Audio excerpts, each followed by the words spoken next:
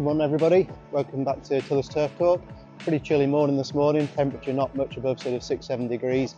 Guess first signs of autumn, so a few of the trees are starting to turn a little bit now. To be honest with you, my favourite time of year.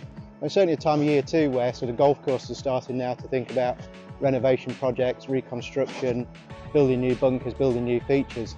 So what we're going to look at today is what you might see behind me now, a few pallets here of our revetting turf.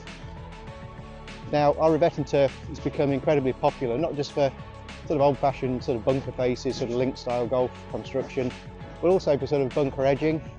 And I'll talk a little bit later about the product itself in more detail, but there's one or two other uses for it too that you might want to consider, even outside of the golf world.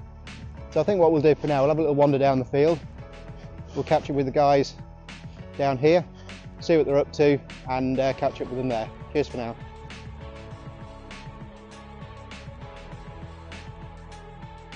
I'm down in the revetting field now with Tom. Tom is our harvest manager here at Tillis, so one of the busiest guys on the farm, particularly this time of year as harvest starts to build up and get busier. So how's it going this morning, Tom? Yeah, really well to be fair. We got a good start and we've about got it all cracked off on the revetting side. Yeah, lovely morning for it, isn't it? Yeah, there's no wind, nice sunshine coming up. Beautiful morning to be out here. So how many pallets have you got today? 42 in total revetting, and we've got 4 more left to do. Brilliant. So, yeah. So early start for the guys. An operation like this, you're highly dependent on a good team of people around you, aren't you? So what can you say about them? Yeah, to be fair, the team we've got that comes in, we work well as a team, rotate with the lifting.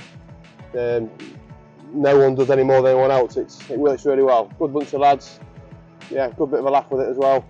Atmosphere. And lasses, Tom. And lasses, yeah. We've got Kylie and Laura with us too, so everybody just working extremely hard, working together to get the job done. Sound a bit like Bob the Builder there, but there we go, that's what we do here. We work together to get the job done. So well done, Tom, well done to all the guys. We'll let you crack on, get the last 4 pallets done. Cheers for now. Spot on, thank you. Happy days. Happy days.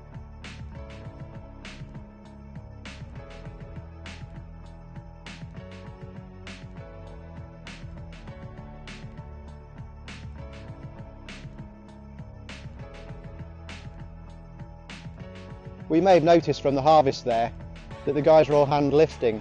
So once Hamish has been along and he's cut the slabs, left them on the ground, the pallet then follows and the guys will then stack it nice and tidy on the pallets. Now there's a reason we hand lift it, and that is because, as we've said many times before, we take quality control very, very seriously here at Tillis.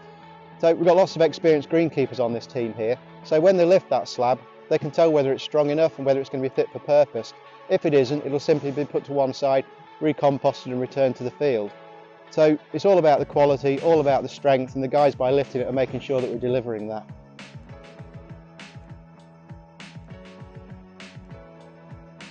Well, the guys have finished the harvest now. They've worked extremely hard this morning and you can see it all behind me here, all ready for collection later, off to the golf courses and other projects that it's going to this week. So fantastic product, and going to be some really happy greenkeepers receiving this week. So we're going to take a closer look at the revetting product itself. Now, when we do revetting, we use 100% fescue. Now the reason we do that, and it's a mixture of, it can be slender creeping, strong creeping and chewing fescue, is we know that fescue has tremendous sort of rooting capability and binding capability, so it makes a really, really strong turf. Next thing we do, once we've got the fescue in the ground, is we build up the level with imported material to around about 35 to 40 millimetres thickness. We feel this is responsible management, rather than stripping a field of 35-40 millimetres of natural soil, which is okay on your golf course or if you sort of own the land, but we have a responsibility to look after the land here, so that's what we do. So we build that level up and then we'll mature the product maybe over the next 3 to 4 years until it's thick and strong. And if I lift this up now, you'll see just how strong and durable it is. We can lift it. Fantastic. So the greenkeepers, when they're stacking, can put it down, put it in position, build quite confidently, quite quickly, using it. And you probably notice this one is also pre-cut. So with perfect strips of 3, so 200 millimetres wide, 1.2 metres long. So as you can see, you make a nice revetted edging here, a nice wall for any sort of bunker reconstruction or face or lip sort of for instant definition around the new bunker. So fantastic product. Now it can also be used for other things. So revetting can be used to create like a really nice raised path edge, for instance. So on sort of a naturalised golf course, say a links or a heathland course, where they're looking to just raise the edge of the pathways, it can look really effective. Now another place it gets used too are on natural heritage sites. So these can be, I guess, kind of reinstated castle walls, you know, old dry stone walls where they want a more natural effect. So we've got the very natural fescue on top, one of the most natural occurring grasses in the UK. And what they'll do in a soft capping situation is they lay the turf upside down, and then they fold the turf in on itself,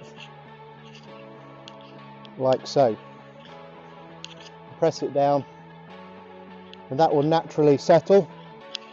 And because we've turned it upside down, we have an additional 40mm of growing medium there for the top layer to root into. So this process is known as soft capping. Like I say, incredibly popular for sort of, you know, heritage sites, rebuilding on castle walls, that kind of thing. So a really multifunctional use for this turf, but most of all it goes to golf courses. We're really proud of it. As I say, it's a 3 or 4 year process, but well worth the wait.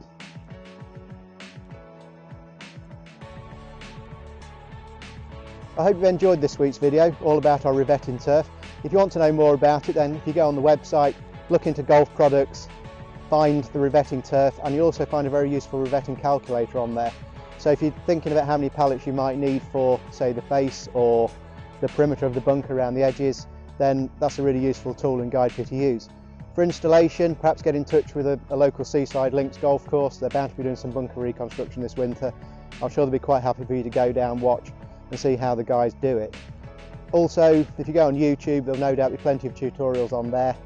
And if you look back at our sort of Tillers Twitter page, then you may just see a film that we produced last year at Hesketh Golf Club in Lancashire, and that again will give you a good insight into revetting bunkers. So just to finish off, thanks everybody for watching. Please continue to share, to retweet, to like, subscribe to Tillers Turf TV. Can't wait to make you loads more videos in the future. Have a great weekend and we'll catch you soon. Take care everyone.